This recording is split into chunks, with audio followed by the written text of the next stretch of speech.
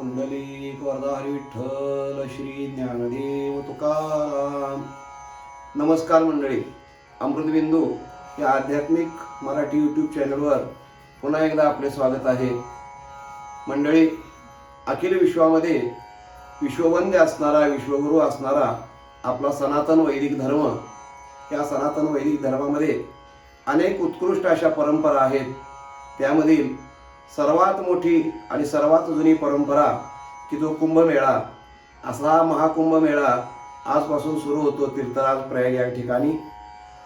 सर्व धर्मातील, सर्व पंथातील, सर्व असणारे साधू संत ऋषीमुनी यांचा हा फार मोठा असा हा समूह, संत समागम या ठिकाणी आयोजित होत आहे. आपण या ठिकाणी जाऊ शकत नसतो प्रत्येक जण, तरी सुद्धा आपण मनाने त्या ठिकाणी जाऊया. सर्व संत महात्म्यांना मनोभावे अभिवादन करूया, वंदन करूया आणि अमृततीर्थ असणारा तीर्थराज प्रयाग, ज्या प्रयागामध्ये या कुंभमेळ्यामध्ये स्नान केले असताना अमृतत्वाचा स्पर्श आपल्याला होतो, अशी आपली सनातन वैदिक असणारी धारणा आहे. तेव्हा अशा अमृत स्नानाचा अनुभव आपण मनोमन घेऊया आणि पुन्हा एकदा सर्व संत महात्म्यांना आपण या निमित्तानं अभिवादन करूया. मंडळी, आपण आजच्या चिंतनाच्या श्लोकाकडे वळू. आजचा चिंतनाचा श्लोक असा आहे: सदा चक्रवाकासी मार्तंड जैसा, उडी घालितो संकटी स्वामी तैसा, हरी भक्तीचा घाव गाजे निशानी, नुपेक्षी कदा रामदासाभिमानी. श्रीराम. मंडळी, या श्लोकामधून देखील समर्थ आपला आराध्य दैवत श्रीराम, या श्रीरामाचा भक्त वत्सलपणा, भक्तांच्या विषयी कृपाळुत्व जे आहे त्याचं प्रतिपादन करतात. समर्थ सांगतात की आपल्या भक्तावरती कोणतंही संकट आल्यानंतर, त्याला कोणतीही अडचण निर्माण झाल्यानंतर, त्याला कोणतीही गरज लागल्यानंतर हा भक्तवत्सल असणारा परमात्मा त्या भक्तांच्याकडे उडी घालून त्या ठिकाणी धावत येतो. उडी घालणे या शब्दाचा अर्थ, ज्याप्रमाणे हिरण्यकश्यपू त्या प्रल्हादाला गांजत असताना भगवंतानी त्या ठिकाणी उडी घालून धाव घेतली असं तुकाराम महाराज म्हणतात. हाके सरसी उडी घालून या स्तंभ फोडी. प्रल्हादाने हाक मारली, भगवंता ये. तेव्हा अकस्मात वैकुंठावरून भगवंताने उडी घातली आणि सर्व खांबांमध्ये तो प्रगट झाला आणि भक्त प्रल्हादासाठी संकट त्याचं निवारण करण्याकरता परमात्मा धावून आला. त्याला म्हणतात उडी घालणे. द्रौपदीने ज्यावेळेला संकटामध्ये हाक मारली, अकस्मात उडी घालून भगवान परमात्मा आला, असं वर्णन केलेलं आहे.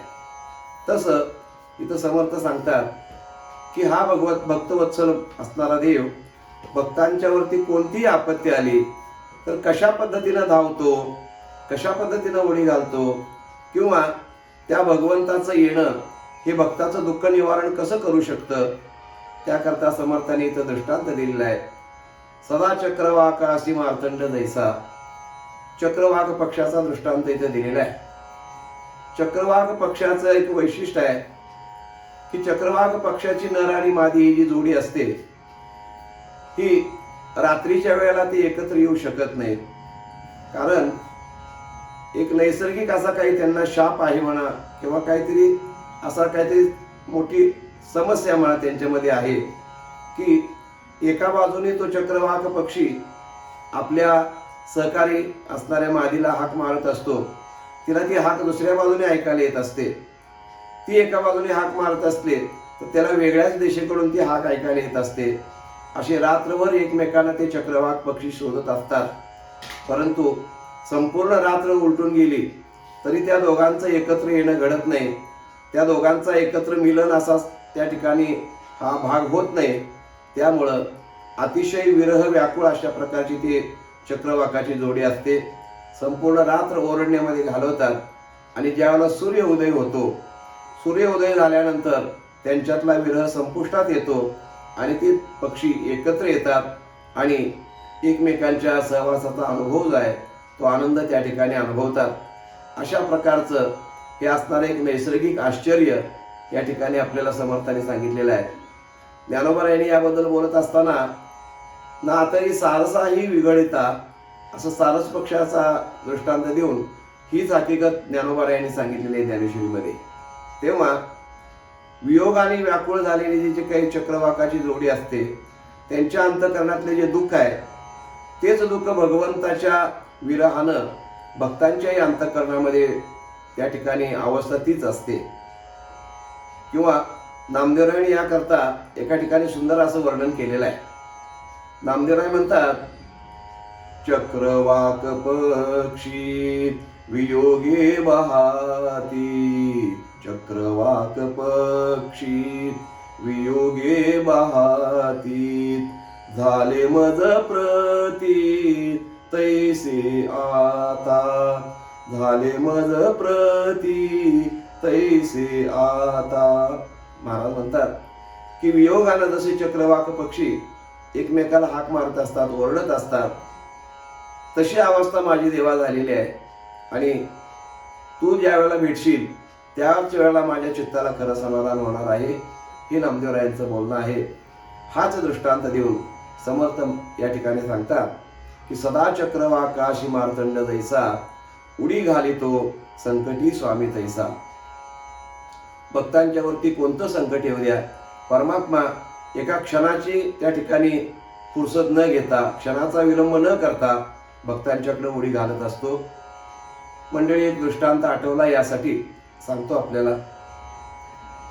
आता धनुर्मासाचा महिना चालू आहे, तो जवळजवळ आज संपला. या धनुर्मासाच्या असणाऱ्या धनुर्मासामध्ये पहाटेच्या वेळेला एक विशिष्ट प्रकारचा नैवेद्य करून भगवंताला तो नैवेद्य दाखवून तो प्रसाद घ्यायचा असतो. आपण भोजन करायचं असतं. सकाळी थंडीमध्ये, गुलाबी थंडीमध्ये, कोवळ्या उन्हात हे भोजन करायचं असतं. त्यामध्ये बाजरीची भाकरी, तिळाची पोळी, सर्व मिक्स असणारी भाजी, लोणी, तिळाची चटणी, दही, खिचडी, तूप अशा प्रकारचा नैवेद्यामध्ये असणारा पदार्थ असतो. तेव्हा अशी त्याला धनुर्मासाचे भोजन म्हणतात. एकदा धर्मराजाच्या मनामध्ये असे आले की उद्या धनुर्मासाचा आपण नैवेद्य करूया भगवंताला.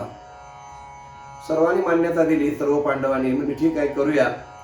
पण धर्मराज म्हटले की मला एक संकट असं पडलंय. म्हणजे काय? भगवान श्रीकृष्ण परमात्मा धनुर्मासाच्या जेवणाला आपल्याकडे असायला पाहिजे. सगळ्यांना आश्चर्य वाटलं. म्हणजे द्वारका कुठं, द्वारकेमध्ये कृष्ण आहेत, आपण हस्तिनापुरामध्ये आहे, उद्या तर धनुर्मास करायचा म्हणताय आणि देव येतील कसे? धर्मराज म्हणतात तीच अडचण आहे मोठी, मलाही काय करावं कळत नाही. रातोरात भगवान परमात्मा इथे येतील अशी काही व्यवस्था आपण करू शकत नाही. तेव्हा सर्व चिंतेत पडले. भीमसेनाने ही गोष्ट ऐकली. भीमसेन म्हणला, काय झाले दादा? धर्मराज म्हणतात, भीमा, उद्या धनुर्मासाचा आपल्याला नैवेद्य करायचा आहे आणि त्या भोजनाला आपल्यासोबत कृष्ण असायला हवेत. भीमसेन म्हणतात, एवढंच ना, नका चिंता करू, निवांत झोपा, उद्या सकाळी श्रीकृष्ण आपल्या बरोबर जेवणाला येतील. हे ऐकून सगळ्यांना आश्चर्य वाटलं. म्हणजे कृष्णाला निमंत्रण नाही, येतो म्हणून काय निरोप आलेला नाही, किंवा रातोरात आपण निरोप पाठवून त्यांना बोलवू शकत नाही, कसे कृष्ण येतील? तेव्हा भीमाने सांगितले, तुम्ही चिंता करू नका, निवांत झोपा, सकाळी कृष्ण आपल्या बरोबर जेवायला असणार आहे. सगळे म्हटले, हा अर्धांडच आहे म्हणे, ह्याच्या बोलण्यावर काय विश्वास ठेवायचा. झोपायला गेले सर्वजण. धर्मराजाला मात्र झोप लागेना. कसे तरी 3 वाजले पहाटेचे. धर्मराज उठून भीमाच्या महालाकडे आले. म्हणजे काय करतोय भीम बघावं, कृष्णाला बोलवायला गेलाय का रातोरात? बघितलं महालामध्ये येऊन तर डाराडोर झोपलेला आहे भीम, घोरायला लागलेला आहे मोठ्यांदा. धर्मराजाने कपाळावर हात मारून घेतला. सकाळी जेवणाला कृष्णाला घेऊन येतो म्हणणारा भीम 3 वाजून गेले तरी अजून डाराडोर झोपलाय. धर्मराजाने त्याला हलवून जाग केलं, हाक मारले, अरे भीमा, उठ उठ म्हणे. काय झालं दादा, एवढ्या लवकर का उठवत आहे? अरे म्हणे, श्रीकृष्णाला जेवायला आणायचं आहे ना सकाळच्याला. हो म्हणे, आता वाजले किती? 3 वाजलेत. झोपा म्हणे निवांत, कशाला माझी झोप मोड केली? मला निवांत 5:30 पावणे 6ला उठवा. धर्मराज या ऐकून आश्चर्यचकित झाले आणि पुन्हा आपल्या मंचकावर जाऊन निद्रिस्त झालेले आहेत. झोप काही लागली नाही. सकाळी सगळी तयारी झाली. 5-5:30 वाजले. सगळी राजवाड्यामध्ये जेवणाची सिद्धता सगळी सेवकांनी केली. सगळ्यांचं स्नान वगैरे सगळं उरकून, नित्यकर्म उरकून सगळे तयार झाले. भीमसेन उठला. त्याने आपले स्नान वगैरे सगळं आंघोळ वगैरे केली. धर्मराजाने विचार, अरे श्रीकृष्णाला बोलवायचं कसं काय? तुम्ही चिंता करू नका, जेवण तयार झाले का? हो म्हणे, सगळं तयार झाले. पानं वाढा म्हणे, पानं वाढायला घ्या. अहो पण कृष्णाचं काय? तुम्ही चिंता करू नका, पानं वाढायला घ्या. सगळी ताटं वगैरे वाढून तयार झाली. सगळे पदार्थ वाढले का? वाढले. आता फक्त तूप वाढायचं आहे. ते तूप हा शेवटी वाढण्याचा पदार्थ आहे. म्हणे आता कृष्ण कसा येणार भीमा? आलोच म्हणे 1 मिनिटामध्ये. आपली गदा घेतली आणि अंगणामध्ये भीम आले, बाहेर राजवाड्याच्या अंगणात आले आणि गदा हातामध्ये तोलून धरलेली आहे आणि भगवंताचा धावा केला भीमाने. भीम म्हणतात, देवा आता या क्षणाला माझी परीक्षा आहे. मी दादांना वचन दिलेलं आहे की जेवणाला मी श्रीकृष्णाला इथं आणणार, तेव्हा माझं वचन खरं करायची जबाबदारी तुझी आहे. तेव्हा आता ही गदा मी वर अंतराळामध्ये फेकणार आहे आणि ही गदा अशा तऱ्हेने फेकणार की ती खाली पडल्यानंतर माझ्या डोक्यामध्ये बरोबर पडावी. अशा पद्धतीने मी आकाशात गदा फेकतोय. ती गदा वरनं खाली येईपर्यंत तू जर देवा आलास तर भीम तुला परत पाहायला मिळेल, नाहीतर भीमाची तुझी पुन्हा भेट होणार नाही. ही डोक्यात माझ्या गदा पडून मी गतप्राण होणार. असं म्हणून जय श्रीकृष्ण म्हणून आकाशामध्ये गदा भिरकवली भीमसेनाने आणि ती गदा जेवढी भीमाची ताकद होती तेवढ्या उंचीपर्यंत वर आकाशात गेली आणि तिथून पुन्हा गुरुत्वाकर्षणाच्या बळामुळं पृथ्वीकडे यायला लागली खाली. येत असताना भगवंताने विचार केला की आता ह्या आडदान माणसाचं काय करावं? एवढा आडदांडपणा करतात का कुठं?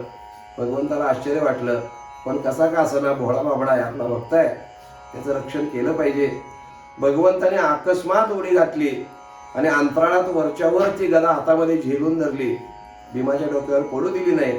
गदा खाली बाजूला टाकली आणि मग देव खाली उतरले. भीमाने पायावर डोकं ठेवलं. भगवान म्हणतात, भीमा अरे काय तुझं म्हणले आडदांडपणा, काय आडमोठेपणा, असं कधी अघोरी करतात का? म्हणे देवा दुसरा इलाज नव्हता माझ्याजवळ. तुला जर मी हाका मारत बसलो असतो नुसता तर तू असा काय आला नसतास. हे असं जीवावरचं त्यावेळेला काहीतरी ओढवून घेतल्याशिवाय तू येणार नाहीस हे मला माहिती होतं आणि कोणत्याही परिस्थितीमध्ये आमचा जीव तू जाऊ देणार नाहीस याची आम्हाला खात्री आहे. त्यामुळं हा प्रकार आम्हाला करावा लागला. सर्वांना मोठा आनंद झाला. भगवंताला सोबत घेऊन धनुर्मासाचं भोजन सर्व पांडवांनी त्यावेळेला केलं. समर्थ म्हणतात, उडी घाली तो संकटी स्वामी तैसा. भीमाकरता परमात्मा अशा पद्धतीने धावून आलेला आहे. म्हणून हरिभक्तीचा घाव गाजे निशाणी. सगळ्या पुराणामध्ये सर्व त्या ठिकाणी डांगोरा पिटलेला आहे. सगळ्या ग्रंथांनी, सर्व पुराणांनी, सर्व ऋषीमुनी, संत सज्जनांनी भगवंताच्या भक्तीचं महात्म्य वर्णन केलेलं आहे. आणि ती भक्ती ज्याच्या अंतःकरणामध्ये आहे तो असणारा भगवंताचा दास, त्या दासाची परमात्मा कधीही उपेक्षा करत नाही असं समर्थ सांगतात. नुपेक्षी कदा रामदासाभिमानी. इथं या नुपेक्षी कदा रामदासाभिमानी या श्लोकांची असणारी ओळ या ठिकाणी समाप्त होते. तेव्हा भगवंताचं दास्यत्व करावं हे समर्थाने वारंवार या सर्व श्लोकांच्या मधून सांगितलेलं आहे. दास या शब्दाचा अर्थ अनन्य सेवक, निष्ठावंत सेवक अशा प्रकारचा होतो. असा जो सेवा करतो त्याची देव कधीही उपेक्षा करत नाही हे वारंवार समर्थाने आपल्याला सांगितलं. आणि भगवंताच्या भक्तीकडं जीवानं प्रेरित व्हावं असा बोध समर्थाने या श्लोकांच्या मधून आपल्याला केलेला आहे. तेव्हा आपणही अशा प्रकारे भगवंताचा दास होण्याचा प्रयत्न प्रामाणिकपणानं करूया आणि भगवंताची कृपा संपादन करून घेऊया मंडळी. तेव्हा आजचं चिंतन आपल्याला कसं वाटलं ते जरूर कळवा. या चॅनलवरती आपण नवीन कोण आले असाल तर चॅनलला सबस्क्राईब करा आणि चॅनल इतरांच्या पर्यंत शेअर करा. भेटूया मंडळी पुन्हा उद्याच्या भागामध्ये. तोपर्यंत नमस्कार. रामकृष्ण हरी.